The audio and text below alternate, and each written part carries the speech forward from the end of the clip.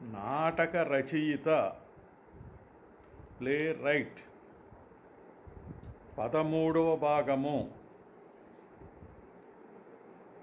బరువు సంబంధము gravity and పెర్టినెన్స్.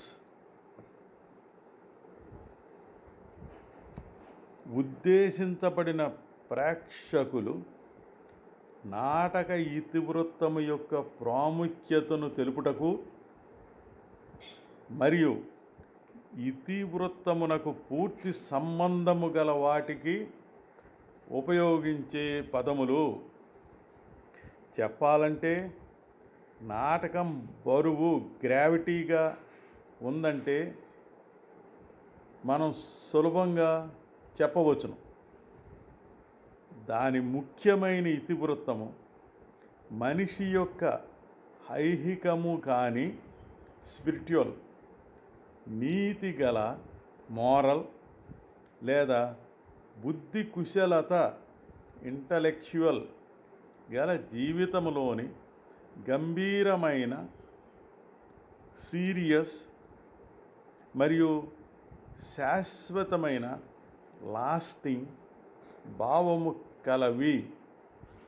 ప్రపంచములోని చాలా గొప్ప నాటకాలు వాటి రీతులు ఏమైనప్పటికీ అవి ముఖ్యముగా స్వేచ్ఛ, లూసిడిటీ, జ్ఞానము, ఎన్లైటన్మెంట్, నిరంతరం కోరుకునే మానవుల జీవిత సమస్యలకు సంబంధించినవి కలిగి ఉంటాయి. ఆహ్లాద నాటకములు, కామెడీ కానీ, ప్రహసనాలు, ఫార్సెస్ కానీ విశ్వజనీయమైన విషయాలను తెలుపుతాయి. అవి వ్యభిచారము, అడల్టరీ, వయస్సు, ఏజింగ్, వివాహ సంబంధము నిరాకరించడము, మెటీరియల్ డిస్కార్డ్, మత సంబంధము రిలీజియస్ మరియు ఆర్థిక భయాలు ఫైనాన్షియల్ ఇంటిమిడేషన్, వ్యక్తిగత లేక కల్పిత అభద్రత, పర్సనల్ ఆర్ రొమాంటిక్ ఇన్సెక్యూరిటీ, సాంఘికపరమైన కోరికలు, సోషల్ యాంబిషన్ మొదలగు మానవుల నిత్య జీవితంలో గంభీరంగా ఆక్రమించుకొని ఉన్న విషయాలు. నిజానికి బరువు గ్రావిటీ అంటే విచారము సోబర్నెస్గా ఉన్నదే కాదు. వాస్తవానికి అది కేవలము సూచిస్తుంది గంభీరతను తరచుగా అనుసరించే ప్రయత్నం చేస్తుంది. నిజంగా ప్రేక్షకులు అర్థం చేసుకున్నప్పుడు మరియు నాటక రచయిత కల్పించిన అనుభవాలను బాగా గుర్తించినప్పుడు చాలా విషాదమైన నాటకం, ట్రాజడీ కూడా సజీవత్వం, యానిమేషన్ మరియు కాంతి లైట్ గల శక్తిని ప్రసరిస్తుంది. నాటకానికి నాణ్యత సంబంధము క్వాలిటీ ఆఫ్ పెర్టినెన్స్ ఉన్నట్లయితే దాన్ని ప్రేక్షకులకు సంబంధించిన నేటి మానవుల నాగరికతతో కొంత అనుబంధం ఉంటుంది. ఈ సంబంధాలకు పరిమితమైన కాలమే ఉండొచ్చును, లేదా అవి మొత్తానికి అశాశ్వతమైనవైనా కావచ్చును.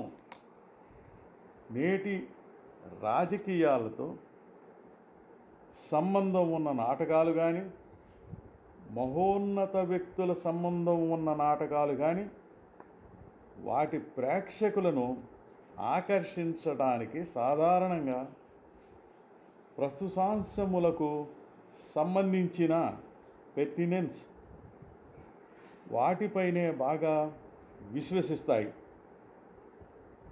అటువంటి నాటకాలు రాసే నాటకకర్తలు తప్పక తెలుసుకోవలసింది వారి రచన తొందరగానే పాతబడిపోవచ్చును. ఆ కారణం చేతనే చాలామంది నిర్మాతలు అటువంటి వాటి మీద అయిష్టతగా ఉండవచ్చును.